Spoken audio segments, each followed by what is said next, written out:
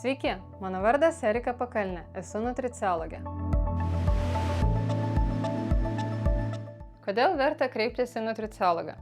Jeigu jau kurį laiką jaučiate, kad kažkas ne taip, esate pavargę net nuo poilsio, jūs kamuoja virškinimo sutrikimai, dažnas užkandžiavimas, potraukis saldumynams, hormonų disbalansas ar nuotaikų svyravimai, skausmai, lėtinės ar autoimuninės ligos, tai ženklai, kad jūsų kūnui reikia pagalbos. O gal tiesiog norite jaustis dar geriau bei pagerinti odos būklę, sustiprinti plaukus, normalizuoti svorį ir turėti daugiau energijos. Dirbu su žmonėmis, kurie nori ne tik užslopinti simptomus, bet ir suprasti, kas iš tiesų vyksta jų organizme ir ką galima keisti.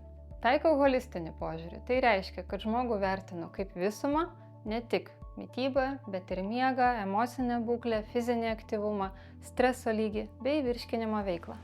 Procesą pradedu nuo išsamios sveikatos analizės per individualią anketą ir jūsų kraujo tyrimo rezultatus, vertinamus pagal optimales, o ne tik laboratorinės normas.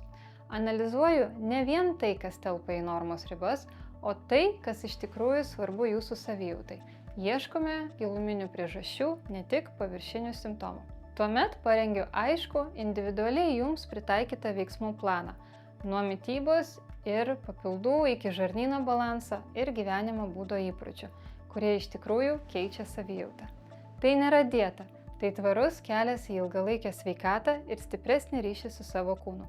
Jaučiate, kad jums to reikia? Parašykite žinutę arba rezervuokite konsultaciją per nuorodą bio.